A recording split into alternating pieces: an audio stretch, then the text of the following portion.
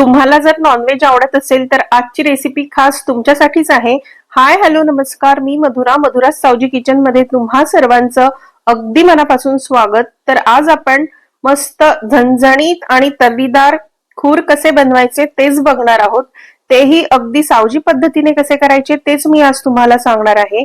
खूपच पौष्टिक असे हे खूर आहेत आणि थंडीच्या दिवसात तर आवर्जून खाल्ले जातात.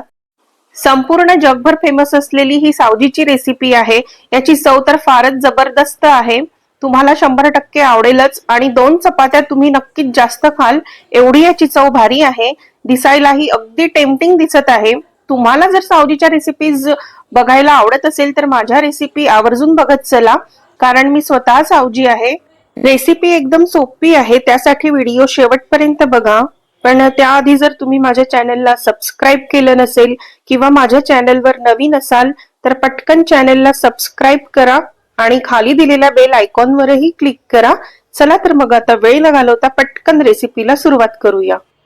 तर इथे मी हे 8 खूर घेतलेले आहेत. तर मार्केटमधूनच साफ करून आणलेले आहे. पूर्वी आपल्याला हे घरी आणल्यानंतर साफ करावे लागायचे, त्या प्रोसेसमध्ये फार वेळ जायचा, पण आता मार्केटमधूनच साफ करून मिळतात. तर घरी आणल्यानंतरही आपल्याला हे 3 ते 4 पाण्याने स्वच्छ धुवायचे आहेत. तर आता इथे मी हे खूर धुवून घेतलेले आहेत आणि हे खूर आता आपल्याला कुकरमध्ये लावून घ्यायचे आहेत. तर खूर शिजायला जास्त वेळ लागतो, म्हणून आपल्याला इथे कुकरमध्ये लावून घेणं गरजेचं आहे. जर असं शिजवायला गेलं तर खूप वेळ लागतो, म्हणून याला आपल्याला कुकरमध्ये लावून 8 ते 10 शिट्ट्या करून घ्यायच्या आहेत. तर आता मी संपूर्ण खूर कुकरमध्ये घालून घेतलेले आहेत. आता यात 2 ग्लास पाणी घालायचं आहे आपल्याला. तर मी साधारण 2 ते 2.5 ग्लास पाणी घालून घेतलेलं आहे आणि याच्या आता आपल्याला 8 ते 10 शिट्ट्या करून घ्यायच्या आहेत. तर आता इकडे कुकर होतो आहे, तोपर्यंत आपल्याला इकडे मसाला तयार करायचा आहे. आता इथे आपल्याला एका पॅन मध्ये 1 टेबलस्पून इतकं तेल घालायचं आहे. तेल खूप जास्त घालायचं नाहीये मसाला करण्यासाठी. त्यानंतर आता इथे मी 1 कांदा उभा चिरून घेतलेला आहे, तो घालायचा आहे आणि कांदा इथे आपल्याला सॉफ्ट होईपर्यंत परतून घ्यायचा आहे. आता यात घालायला मी इथे हे खडे मसाले घेतलेले आहे. याच्यामध्ये मी शहाजिरं घेतलेला आहे, जावित्री घेतलेली आहे थोडीशी, 2 कलमीचे तुकडे आहे, 1 टीस्पून दगडफूल आहे, 2 मोठी वेलची आणि 2 छोटी वेलची घेतलेली आहे. तर इथे तुम्ही आधी तेलामध्ये खडे मसाले घालून नंतर कांदे घालू शकता, पण मी तसं करत नाही. मी आधी कांदा फ्राय करून घेते आणि त्यानंतर खडे मसाले घालते. जर आधीच खडे मसाले घालून घेतले तर त्याचा सुगंध आणि फ्रॅग्रन्स निघून जातो आणि मग पाहिजे तशी चव येत नाही, म्हणून मी आधी कांदा फ्राय करते नंतर खडे मसाले घालते. आता इथे सॉफ्ट होईपर्यंत परतून घेतलेला आहे. आता याच्यामध्ये आपल्याला घालायचं आहे 2 टीस्पून खोबरा किस. तुम्ही इथे खोबऱ्याचे कापही घालू शकता. त्यानंतर अर्धा टीस्पून खसखस घालायची आहे. आता हे मिक्स करायचं आणि आता याला आपल्याला इथे ब्राऊन रंगावर परतून घ्यायचं आहे. तर खोबऱ्याला आणि कांद्याला छान ब्राऊन रंग आला पाहिजे, म्हणजे रश्याला सुद्धा रंग खूप छान येतो. तर इथे आपल्याला ब्राऊन रंगावर भाजून घेणं गरजेचं आहे. तर आता याला ब्राऊन रंग आलेला आहे, बघू शकता तुम्ही इथे खूप छान रंग आलेला आहे. तर अशाच रंगावर याला आपल्याला भाजून घ्यायचं आहे.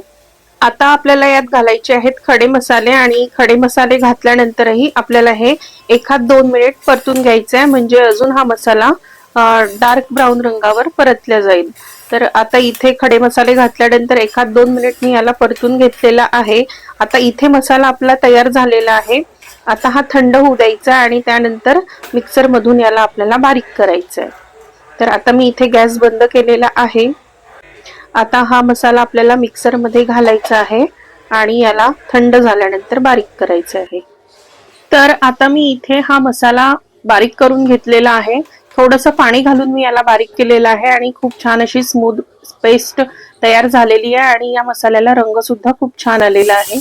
आता इकडे कुकरच्या शिट्ट्या झालेल्या आहेत आणि आता गॅस बंद करायचा आहे आणि कुकरला थंड होऊ द्यायचं आहे. प्रेशर निघाल्यानंतर आपण कुकर उघडून बघू. तर कुकरचा प्रेशर गेल्यानंतर आता मी इथे उघडून बघितलेला आहे आणि आता चेक करायचं की खूर किती प्रमाणात शिजलेले आहेत.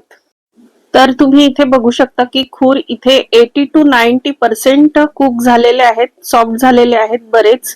आणि यात हे जे पाणी आहे हे आपल्याला खूप महत्वाचं आहे. हेच पाणी पौष्टिक आहे आणि याच पाण्यापासून सूप बनवलं जातं. तर या पाण्याचा आपल्याला वापर भाजी करताना करायचा आहे. आता इथे हे खूर मी एका भांड्यामध्ये काढून घेतलेले आहेत आणि आता आपल्याला पुढची प्रोसेस करायची आहे. तर त्यासाठी मी इथे एका पातेल्यामध्ये तेल घेतलेलं आहे. तेल आपल्याला इथे जास्तच घालायचं आहे कारण सावजीची रेसिपी आहे. या भाजीसाठी आपल्याला जवळपास 200 ते 300 ग्राम इतकं तेल लागणार आहे. म्हणजेच 1 ते 1.5 पाव इतकं आपल्याला तेल इथे लागणार आहे. आता तेल गरम होऊ द्यायचं आणि त्यानंतर आपल्याला इथे 2 तमालपत्र घालायचे आहेत. तर मी इथे तमालपत्र घालून घेतलेलं आहे आणि आता यात आपल्याला एक बारीक चिरलेला कांदा घालायचा आहे. तर एक छोटा कांदा मी इथे बारीक चिरून घेतलेला होता, तो घालून घेतलेला आहे. कांदा थोडा ब्राऊन रंगावर परतून घ्यायचा आहे आणि त्यानंतर आपल्याला याच्यामध्ये मसाल्याची पेस्ट घालायची आहे. तर आता इथे कांदा ब्राऊन रंगावर झालेला आहे. आता याच्यामध्ये जो आता आपण मसाला तयार केलेला होता तो संपूर्ण मसाला यात घालून घ्यायचा आहे. त्यानंतर याच्यामध्ये आपल्याला आलं, लसूण आणि कोथिंबिरीचं वाटण घालायचं आहे. जे आलं लसूणची पेस्ट घालायची आहे. याच्यामध्ये मी थोडंसं जिरं आणि कोथिंबीर सुद्धा वाटून घेतलेली आहे. तर यात मी आलं लसूण पेस्ट 2 चमचे घातलेली आहे. आता हे आपल्याला मसाले मिक्स करून घ्यायचे आहेत आणि 2-3 मिनिटं याला आपल्याला परतून घ्यायचं आहे तेलामध्ये अगदी व्यवस्थित. तर आता मी हे मसाले 2-3 मिनिटं तेलामध्ये व्यवस्थित परतून घेतलेले आहेत. आता याच्यामध्ये आपल्याला सुके मसाले घालून घ्यायचे आहेत. तर याच्यामध्ये आता आपल्याला तिखट घालायचं आहे चवीनुसार. तर मी याच्यामध्ये 5 ते 6 चमचे तिखट घातलेले आहे. तुम्ही तुमच्या चवीनुसार तिखट घाला. त्यानंतर यात घालायचं आहे आपल्याला धने पावडर. तर याच्यामध्ये मी 2 ते 3 चमचे धने पावडर घालून घेतलेला आहे. त्यानंतर यात घालायची आपल्याला अर्धा चमचा हळद आणि चवीनुसार मीठ घालायचं आहे. तर आता मी यात सर्व मसाले घालून घेतलेले आहेत आणि आता आपल्याला हे मिक्स करून घ्यायचं आहे व्यवस्थित. आणि आता याच्यामध्ये आपल्याला जे खूर आता आपण कुकरमध्ये शिजवून घेतलेले होते ते घालायचे आहेत. तर आता मी इथे हे संपूर्ण खूर घालून घेतलेले आहे या पातेल्यामध्ये. आता आपल्याला हे व्यवस्थित मिक्स करून घ्यायचं आहे आणि आपण हे कुकरमध्ये 80 ते 90% शिजवून घेतलेले होते. आता बाकीचे उरलेले आपल्याला अशा पद्धतीने पातेल्यामध्ये शिजवून घ्यायचे आहेत.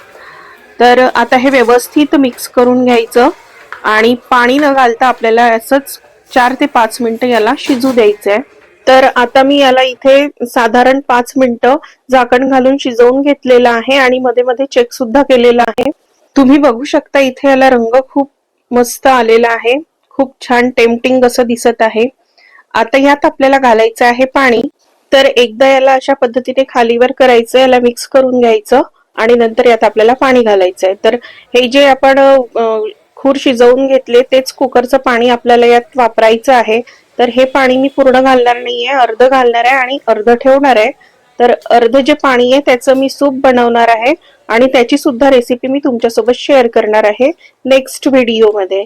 तर आता मी हे पाणी घालून घेतलेलं आहे खूरचं. आता पुन्हा आपल्याला याच्यामध्ये पाणी लागणार आहे. तर मी मिक्सरच्या भांड्यामध्ये पाणी घालून ते सुद्धा पाणी घातलेलं आहे आणि वरून पुन्हा पाणी मी यात ऍड केलेलं आहे. तर तुम्हाला रस्सा किती ठेवायचा आहे, ग्रेव्हीचं थिकनेस तुम्हाला किती पाहिजे त्यानुसार याच्यामध्ये तुम्हाला पाणी ऍडजस्ट करायचं आहे. तर आता पाणी घातल्यानंतर हे मिक्स करायचं आणि झाकून पुन्हा शिजू द्यायचं. जोपर्यंत प्रॉपरली खूर शिजत नाही तोपर्यंत आपल्याला शिजवून घ्यायचं आहे आणि मध्ये मध्ये चेक करायचं आहे. तर आता मी इथे पूर्णपणे शिजवून घेतलेलं आहे. तर आता आपल्याला चेक करून बघायचं आहे की खूर एकदम प्रॉपरली शिजलेले आहेत की नाही.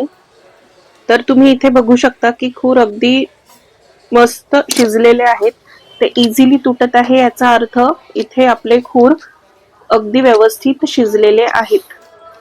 आता यात आपल्याला घालून घ्यायचा आहे सावजीचा काळा मसाला. तर सावजीचा काळा मसाला आपल्याला यात अर्धा चमचा घालायचा आहे. हा मी घरीच बनवलेला काळा मसाला आहे. आणि शक्यतोवर सावजीच्या रेसिपीज मध्ये सावजीचेच मसाले घाला, तेव्हाच तुम्हाला सावजीचा टेस्ट मिळेल.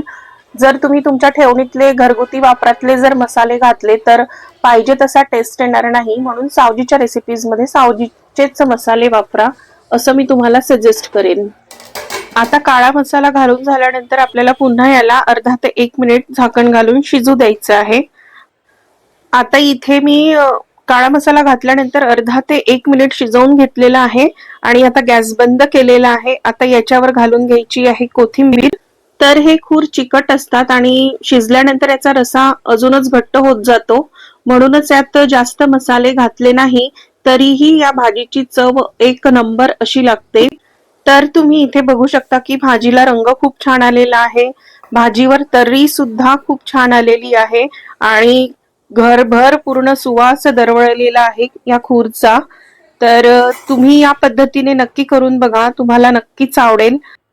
तर कसा वाटला तुम्हाला आजचा व्हिडिओ कमेंट करून मला नक्कीच सांगा। व्हिडिओ आवडला असेल तर व्हिडिओला लाईक करा, शेअर करा, माझ्या YouTube चॅनलला सबस्क्राईब करा, फेसबुक पेजला फॉलो करत राहा। भेटत राहू अशाच नवीन नवीन रेसिपी सोबत, तोपर्यंत बाय, धन्यवाद।